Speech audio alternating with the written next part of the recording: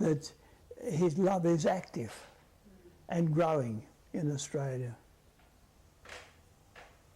Yeah, but there were the odd occasions where something was said, and one was two were extremely interesting for me, and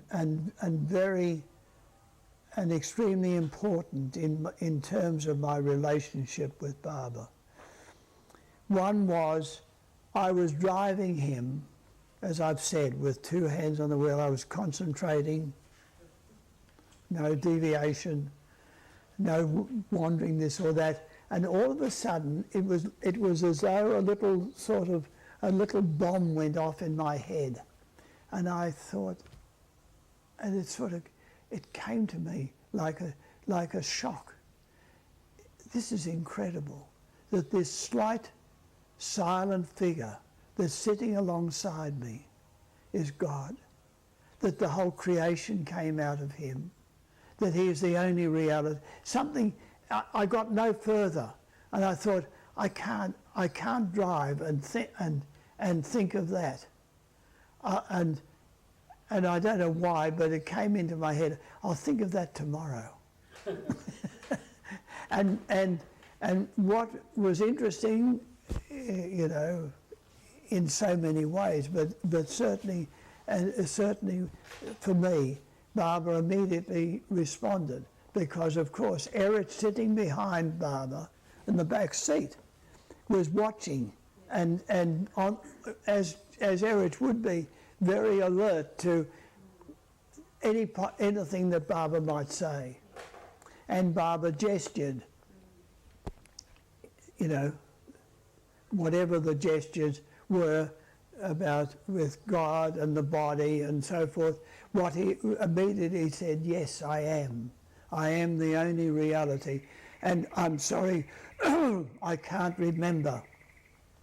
Barbara said quite a few things, gestured quite a few things, but the main thing was that from that moment, not that it was a sort of, how would I put it, like a confirmation of my feeling that yes, Barbara is that.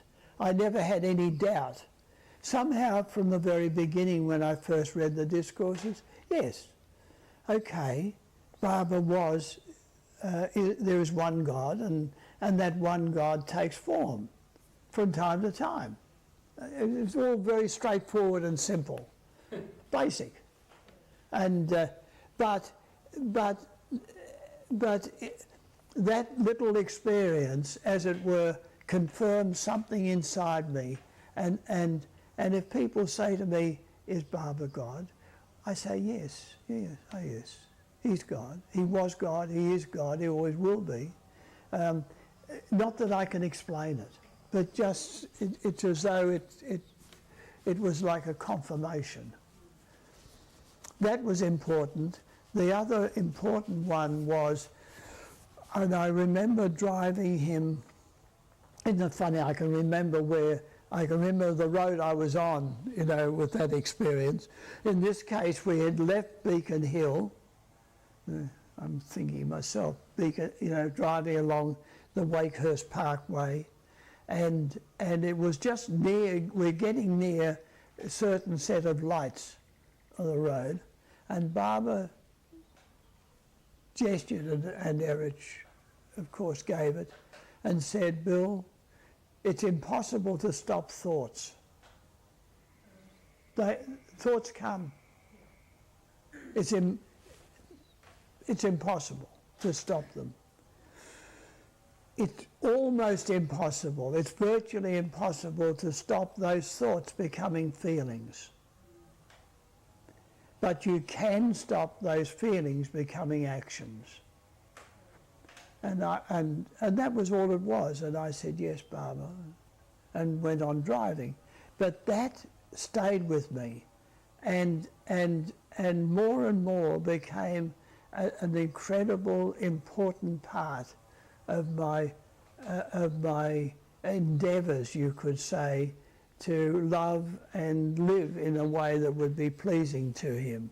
And what I mean is that I realized that there can be an interval between the feeling or the desire and action. That instead of well, for example, somebody says, "Who do you think you are?" And immediately I get a reaction of, "Who does he think he is to tell me that?" And I respond. But instead, I wait. I take a breath and take Barbara's name and think, okay, who do I think I am anyway? You know, in other words, give reflection to it.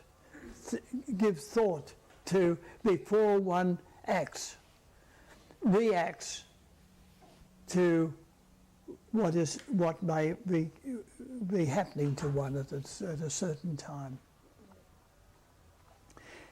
That has been so important in my life. So do you think the Baba just spontaneously, or at that time?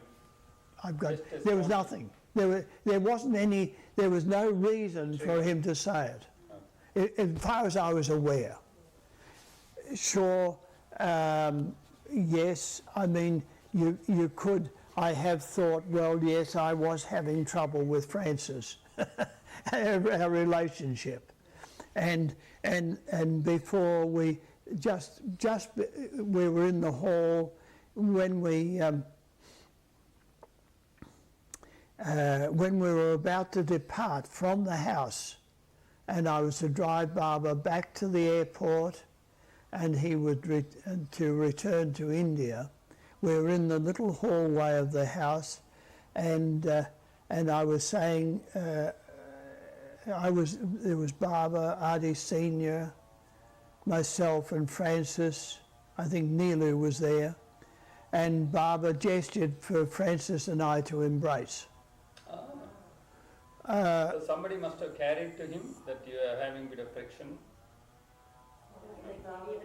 Baba knew. No, I'm just want to come. Yes, no, there was no, nothing had happened. But there had been great difficulty, and to briefly, to just as an aside to that, in my defence, you could say that it was understandable of difficulty that Francis was 17 years older than me. Yep. Yeah, Francis was 17 years older than me, that Baba had said, do what Francis tells you. Is that annoying? The background? That background? Yeah, it doesn't come into this much. Good. And that he was anyway a dominant figure, very opinionated so often in his views, and certainly with regard to marriage and bringing up children. So there was a natural clash. It was very difficult for me to be, as it were, a father. Head of the house. I wasn't. Two heads. There were two heads. Two alpha males. And Did Francis remind you sometime that, remember Baba to ask you to do whatever I said? No. I mean, it was. The thing is, of course, that I had to accept it, because I would not leave Baba. That's what it boiled down to, no matter how difficult it was.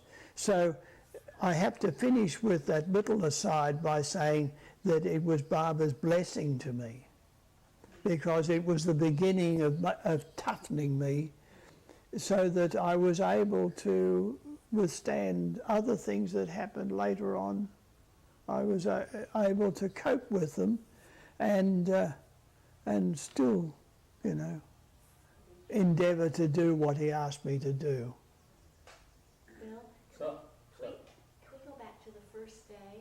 you arrived at Mayor House. Yes. Then what happened? Yeah. All right. Now the third. Let me finish the driving. Oh, okay. So The third occasion was an interesting little one, but not significant as far as I can make out, and that is that Barbara suddenly said, "How many miles to Beacon Hill House?" And I said, "Oh, 5 miles." There's silence, and it must have been perhaps a minute. And Barbara gestures again. "How many miles?" So 4.5. Silence. Another minute or two. How many miles? 4. And then Barbara said this was one of the ways in which we kept the driver awake during the long bus tours. It was nice, and I remember it so well. Yeah, it stayed in my mind. So you were sleeping in the driving? Certainly not. What about this having embrace? Yeah. So okay. So we arrive, and Barbara stood on a little raised portion of rock, of the rock ledge that's in front of Mayor House, because the house, the big room that Barbara stayed in, that 30 by 20 room, made entirely of stone, and a smaller room which was designed for Erich to be his bedroom. That stone that was used was quarried from where the house itself stands.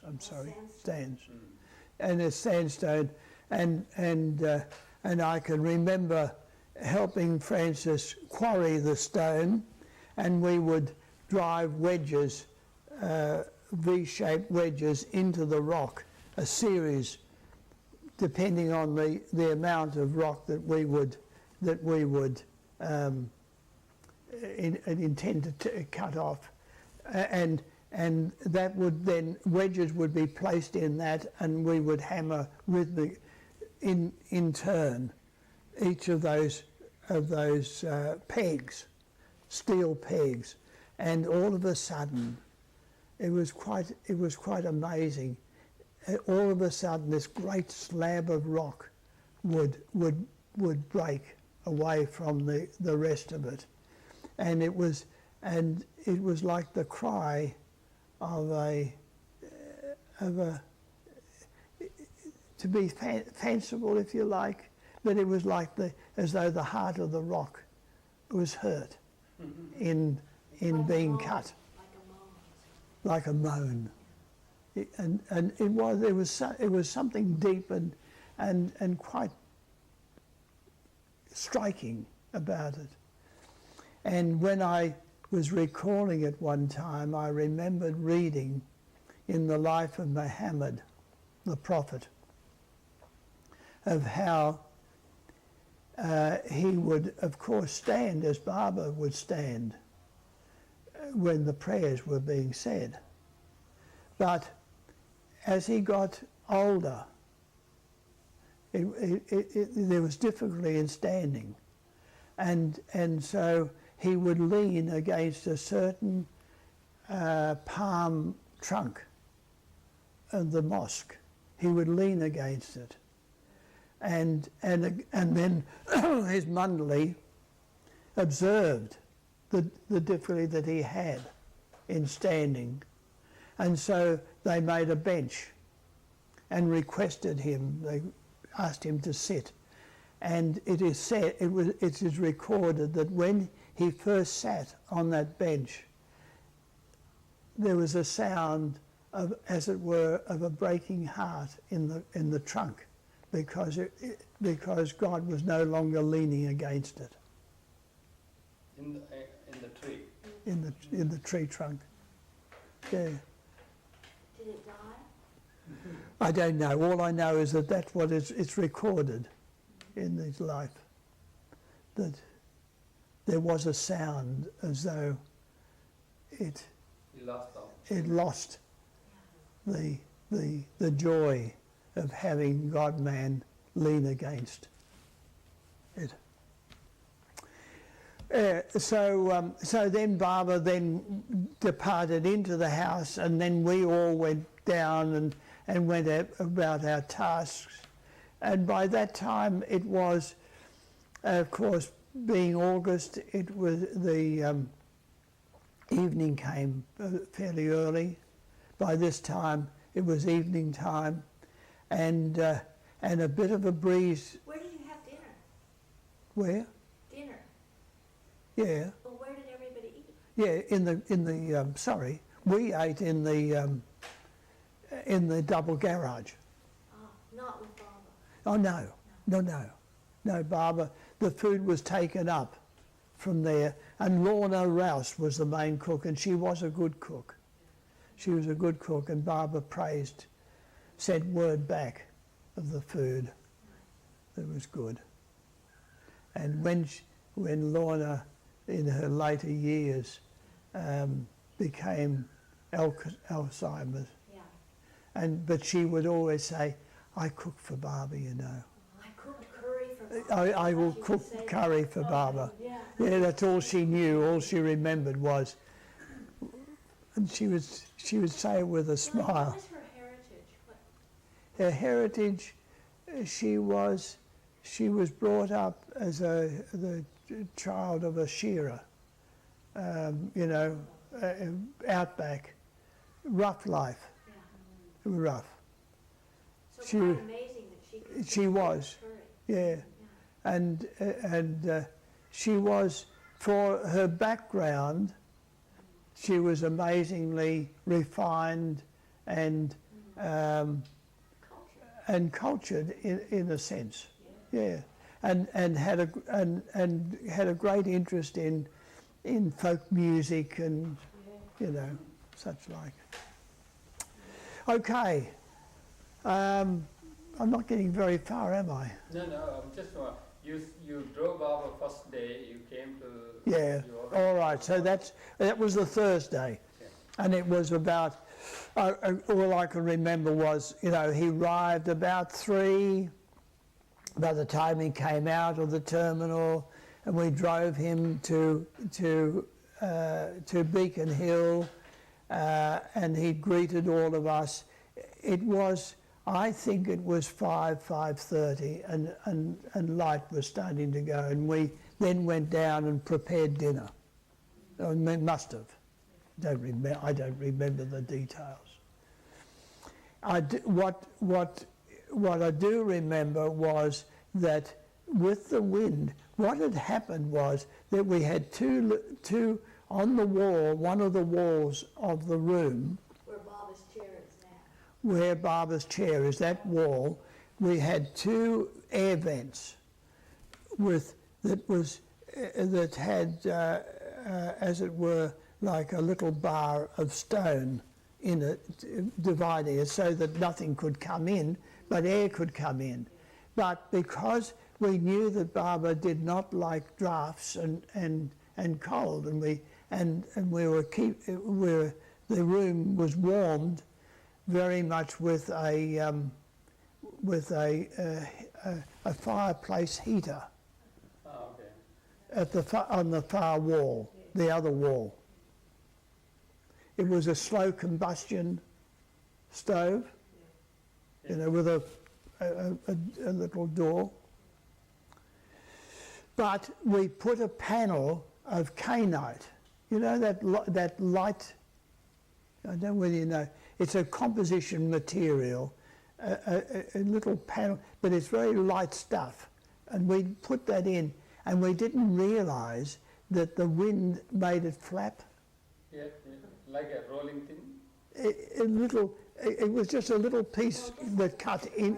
We cut in like a bit of cardboard, you could say, but it was light material that the wind even a little breeze could make it. And so 3 times Barbara called us in, and we thought that it must have been it must be a noise from the banner that we had constructed at the top on the roof of the house. In the film, you remember? Welcome, Mayor Barbara. It was done by that same artist, but she hadn't planned it properly, so the Mayor Barbara was very crowded at the end. It wasn't very well planned. Yeah. But Barbara called us 3 times, and Reg and I clambered up on the roof and sort of looked at all the Reg Paffel was a great help, one of the great workers. Very wonderful. Finally, how did you find that? Yeah, so it was only after Barbara went that I suddenly realised. I looked up and the thing moved. I thought, oh God, that's what it is. I just happened they were high, and there was sort of no reason to look up. Isn't that funny? And it was a soft noise, but it was enough to disturb Barbara, and that's why he directed that his bed be shifted from that corner against that wall over underneath the window. That was where it was put there. And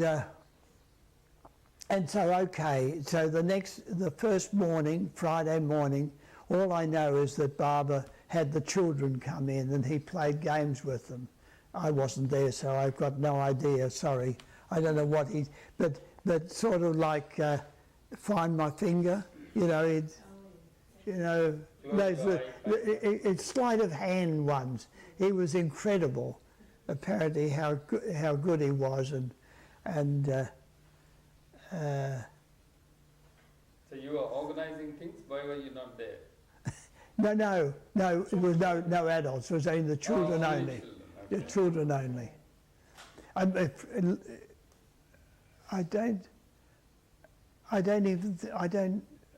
don't know, but I don't remember Francis being there either. Okay.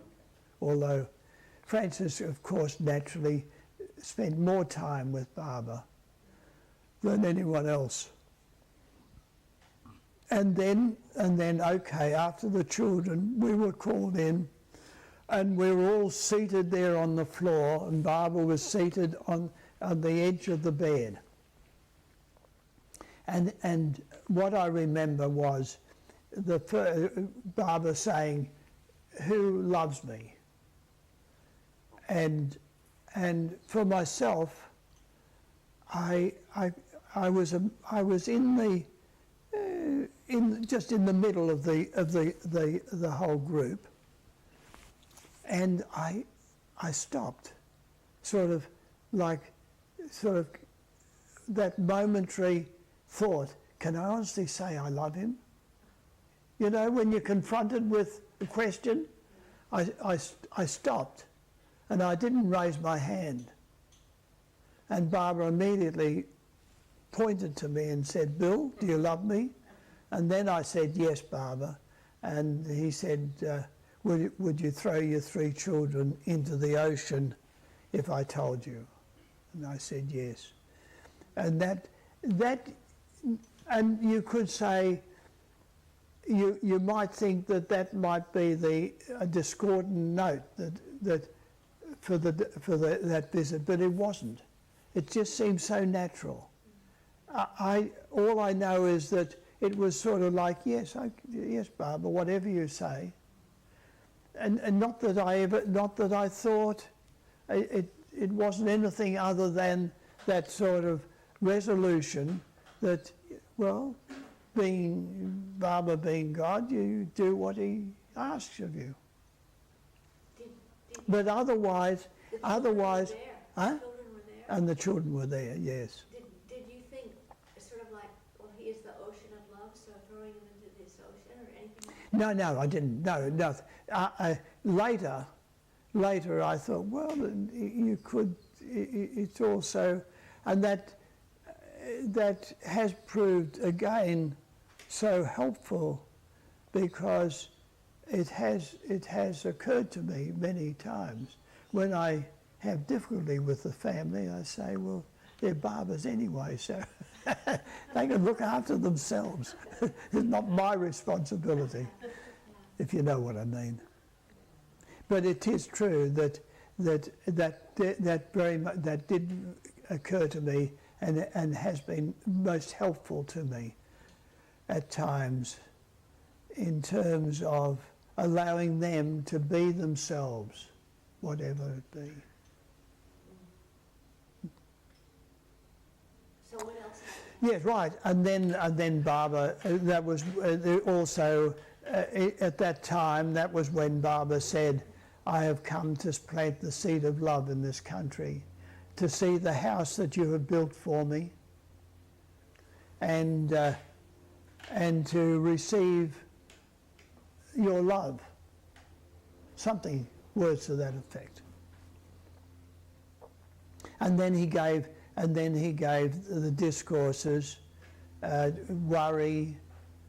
The discourses are printed. I won't go into it, because the only thing that I might mention is that what I remember, what struck me at the time, just as the discourse on worry commenced, in which it says everyone worries. For a million years you've been worrying. And what I remember was that Barbara's face changed, and he became sort of like, he mimed different people. So, in other words, his face, it was incredible how he could alter the character of his face, long and serious, fat and smiling, you know. I mean, big. It's sort of gesturing how everyone, all sorts of people, but they all worry because of the habit of worrying for a million years. And that, of course, again, even that one point is such a lesson in itself, because that's what happens. Our whole of our life is a series of habits. We have a habit of reacting in this way. We have a habit of thinking this or saying this. And what we have to do is develop a habit of doing the opposite very often. A habit of, for example, you know of people that'll have the habit of they're always unhappy, they're never happy, and yet all we have to do is to develop. Barbara says it is our right to be happy. It's a challenge that he gives us, and all we have to do is respond to that challenge